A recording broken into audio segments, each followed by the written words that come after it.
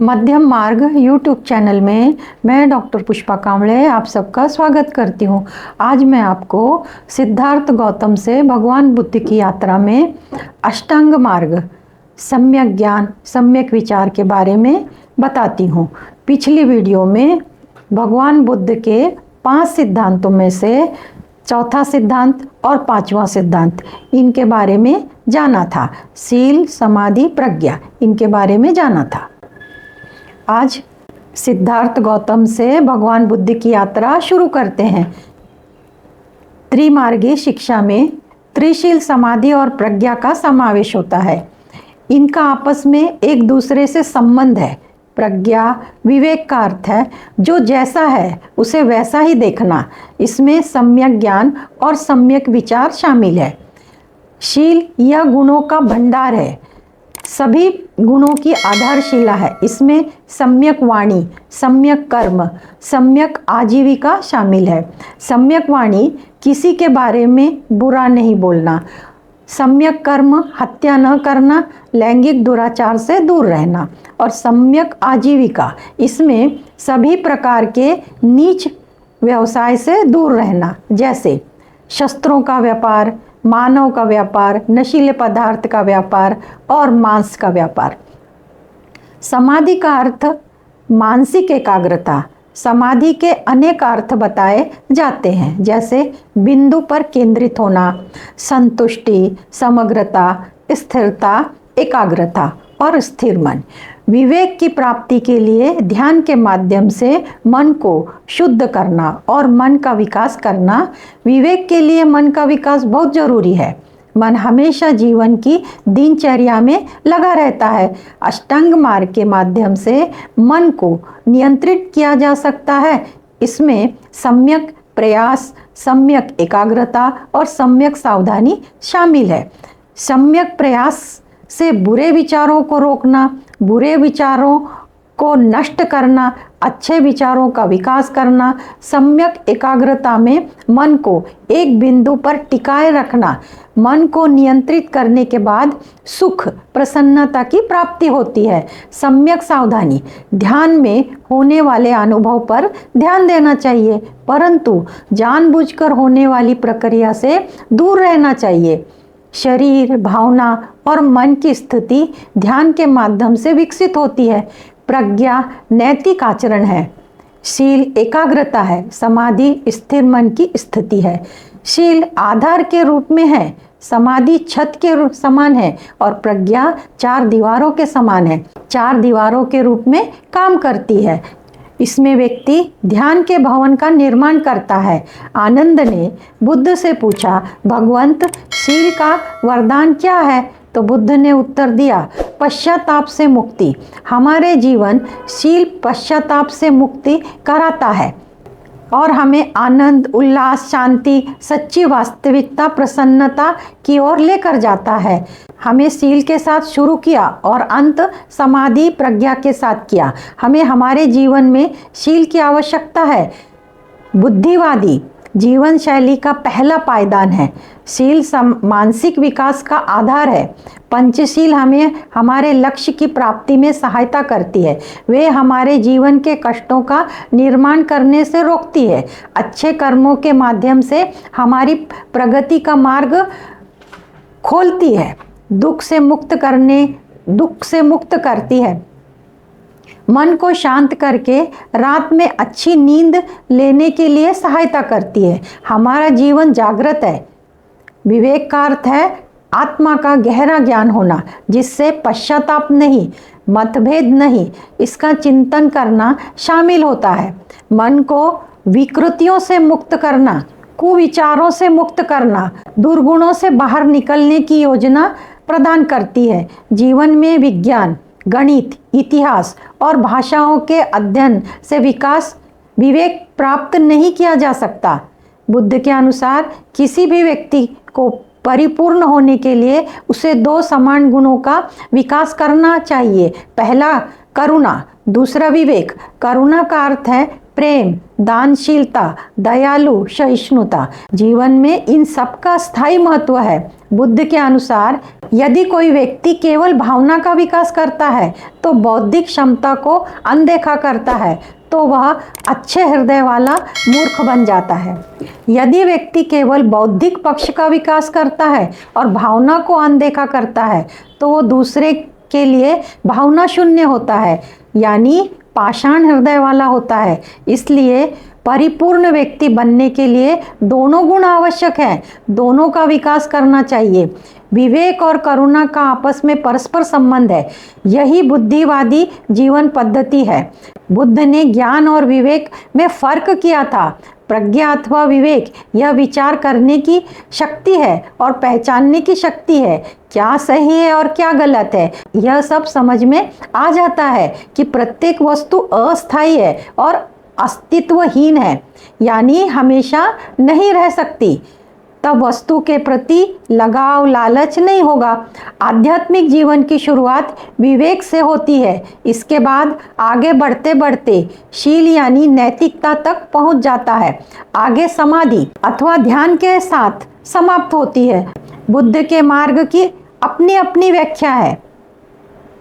सम्यक ज्ञान अष्टांग मार्ग का प्रारंभ है। सम्यक ज्ञान अथवा सम्यक विचार अथवा सम्यक दृष्टिकोण, जिसका अर्थ है कि चीज़ों को उनके वास्तविक रूप में देखना, न कि उस रूप में देखना जैसी कि वे दिखाई देती हैं। सम्यक ज्ञान का अर्थ है संसार का वास्तविक ज्ञान। सम्यक ज्ञान का बौद्ध धर्म में विशिष्ट अर्थ है जो निर्वाण की दिशा में संकेत करता है। यह आध्यात्मिक यात्रा में दिशा सूचक यंत्र के समान काम करता है। सम्यक ज्ञान न होना, इसका अर्थ अज्ञानता होता है। अज्ञानता का बुद्ध दर्शन में गहरा अर्थ है चीज़ों अथवा घटनाओं की जानकारी न होना जो हमारे आसपास होती है, बल्कि मन शरीर के वास्तविक ज्ञान का अभाव ही अज्ञानता है। बुद्ध के 4 आर्य सत्य और अन्य सिद्धांतों को न जानना, न समझना ही अज्ञानता है। जैसे दुख के बारे में न समझना, दुख के कष्टों के बारे में न समझना और दुख के ओर ले जाने वाले मार्ग को न समझना, इसे ही अज्ञानता कहा जाता है। अज्ञानता का नाश होने के बाद व्यक्ति संसार के किसी भी पदार्थ के वास्तविक स्वरूप को पहचान सकता है, समझ सकता है। पूर्ण सम्यक समझने वाला व्यक्ति वह है जो अज्ञानता से मुक्त है और ज्ञान के प्रकाश से वह अपने मन की सभी बुराइयों को जड़ से नष्ट कर सकता है। विषय वस्तु की सही समझ रखने के लिए ज्ञान अनिवार्य है। निर्वाण के बारे में ज्ञान होना आवश्यक है। निर्वाण का अर्थ है तृष्णा, घृणा, भ्रम का जड़ से नाश करना। ऐसा करने से मनुष्य के पास संसार की सही जानकारी होगी। इस पद्धति को सम्यक ज्ञान के रूप में जाना जाता है। विचार सही ये और गलत, ये 2 भागों में विभाजित है। प्रत्येक बुरे व्यवहार को बुरे रूप में देखना सम्यक विचार है। अच्छे और उत्तम व्यवहार को अच्छे रूप में देखना ये सम्यक विचार है। यह समझना कि लोभ, घृणा, भ्रम इत्यादि बुरे व्यवहार का मूल कारण सम्यक विचार है। बुद्ध सम्यक विचार के महत्व पर बल देते हैं। एक बार कलाम ने बुद्ध से कहा कि ऐसे अनेक भिन्न सिद्धांत हैं जिनकी व्याख्या भिन्न भिन्न रूप से की जाती है, जिससे लोग अत्यंत भ्रमित हो जाते हैं क्या सही है और क्या गलत है। सम्यक विचारों के बारे में कलाम को समझाते हुए बुद्ध ने 10 संभावनाओं की ओर संकेत किया, जिनके आधार पर हम किसी संभावना को सही रूप में स्वीकार कर सकते हैं। परंतु उन्होंने कहा कि उन सभी संभावनाओं को एक तरफ रखना होगा। जब आप स्वयं जानते हैं कि ये चीज़ें बुरी हैं, ये चीज़ें दोष निर्माण करती हैं, तो इनसे दूर रहना चाहिए। हानि और बुराई से भी दूर रहना चाहिए। उनका परित्याग करना यह हमारा दायित्व है। हम चीज़ों को वैसे ही समझते जैसे कि वे है। यदि सही विचार है, सभी बुराइयों की जड़ अज्ञानता और मिथ्या विचार है। विचारों में संदेह और चंचलता होगी तो प्रगति संभव नहीं होगी। सम्यक ज्ञान द्वारा व्यक्ति बुरे कर्मों से बचेगा और अच्छे कर्म करेगा, जिसका परिणाम वो अपने जीवन में अनुकूल परिणामों का आनंद, सुख, प्रसन्नता लेगा।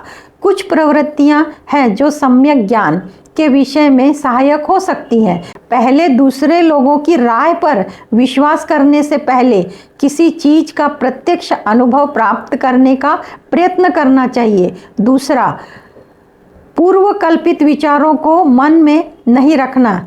जल्दबाजी में कोई भी निष्कर्ष पर नहीं पहुंचना। भिन्न ज्ञान प्राप्त करने के लिए सदैव तैयार रहना। निष्कर्ष निकालने के लिए समय देना।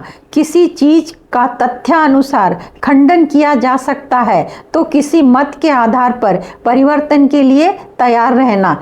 समग्र यानी संपूर्ण की बजाय किसी अंश को स्वीकारने की भूल मत करना। अष्टांग मार्ग की शुरुआत में ही निश्चित अंश की समझ आवश्यक है, क्योंकि वह अष्टांग मार्ग के अन्य 7 मार्गों की सही प्रेरणा देती है, उन्हें सही दिशा देती है। सम्यक ज्ञान कुछ निश्चित नियमों के साथ व्यवहार करता है, हमारे दैनिक जीवन को चलाता है। इनमें से सबसे महत्वपूर्ण नियम कारण के प्रभाव का नियम।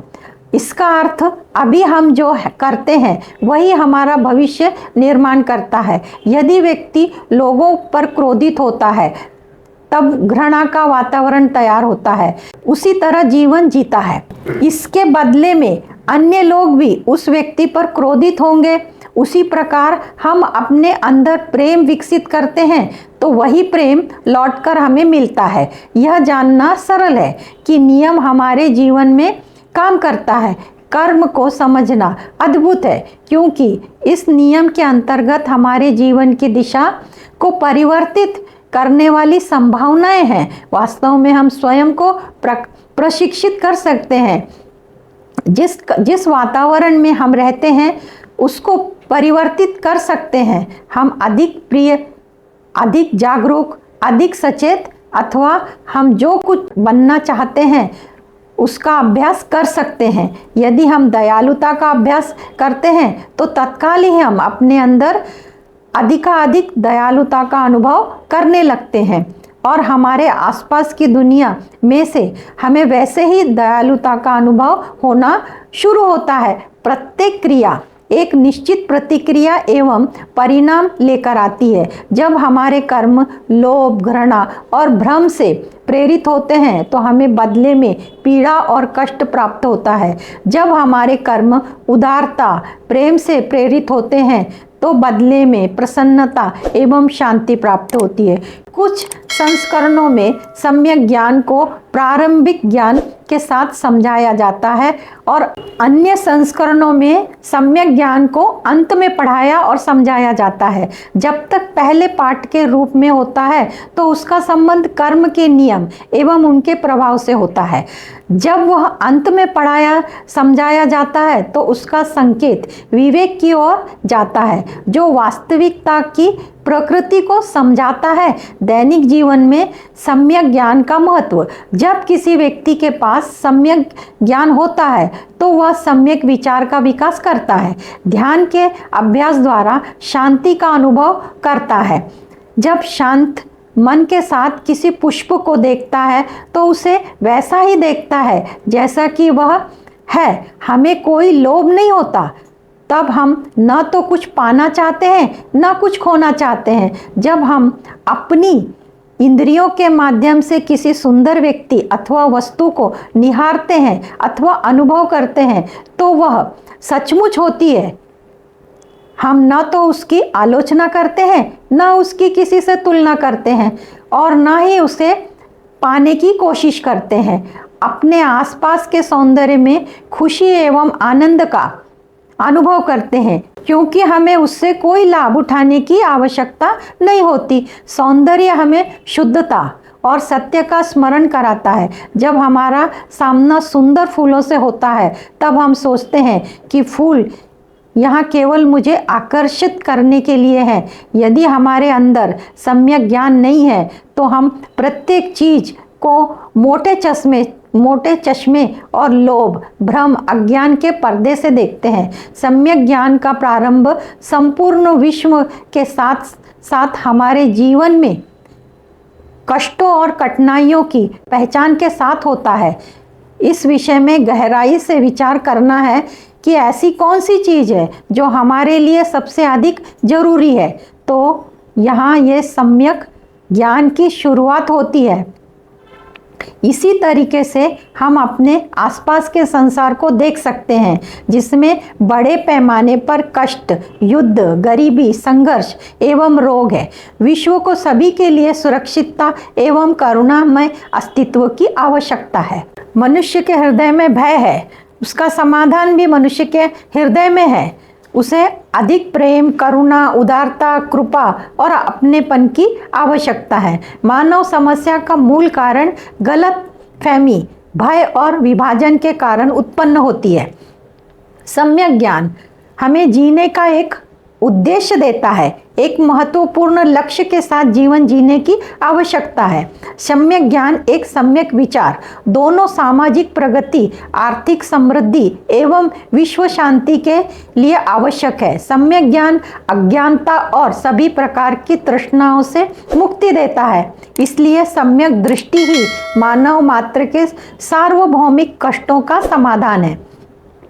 हमारी और हमारे आसपास रहने वाले लोगों की प्रसन्नता हमारे विचारों के अंश पर निर्भर करती है।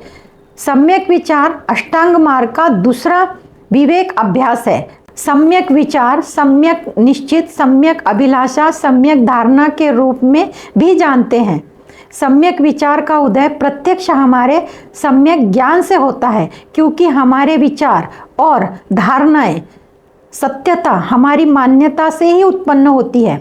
सम्यक विचार चीज़ों को उनके वास्तविक रूप में देखने का परिणाम है। यदि आप सच्चाई को यथावत देखते हैं तो आपको कोई समस्या नहीं होगी। यदि आप उसे भ्रम और अज्ञानता से देखेंगे तो आपको किसी विकृत सोच की स्थिति में ले जाएगी। इसलिए आपके विचारों का संबंध आपके इरादों से होता है और सच्चाई के साथ उसके तारतम्य से होता है। यह हमारे विचार हैं जो हमारी वाणी एवं कर्म में परिवर्तन लाते हैं। हमारे शब्द और कृत्य के अच्छे और बुरे परिणाम हमारे विचारों पर निर्भर हैं। इसलिए ज्ञान का महत्व यह है कि आप कृत्रिम के बजाय वास्तविक सोचें। विचारों में त्याग का विचार, सद्भावना का विचार, करुणा का विचार शामिल है। इन विचारों का विकास मनुष्य के लिए होना चाहिए। कोई व्यक्ति बुद्धिमान, विद्वान और शिक्षित हो सकता है, अगर उसमें सम्यक विचार का अभाव है तो वह समझदार और अंतर्दृष्टि वाला व्यक्ति नहीं है। स्वार्थी इच्छा, घृणा और हिंसा सही विवेक के साथ नहीं चल सकते। सम्यक ज्ञान अथवा वास्तविक विवेक का संघर्ष सदैव सम्यक विचार से होता है। सम्यक विचार के 3 पक्ष हैं। सिद्धार्थ गौतम से भगवान बुद्ध की यात्रा में आज इतना ही। अगली वीडियो में जानेंगे मध्यम मार्ग में सम्यक विचार से आगे के मार्ग को एक एक करके जानेंगे। आप सबका मंगल हो। आप सब ने मुझे देखा सुना, इसके लिए आपको धन्यवाद। आप सब में स्थित दिव्य आत्मा को मेरा शत शत नमन। धन्यवाद।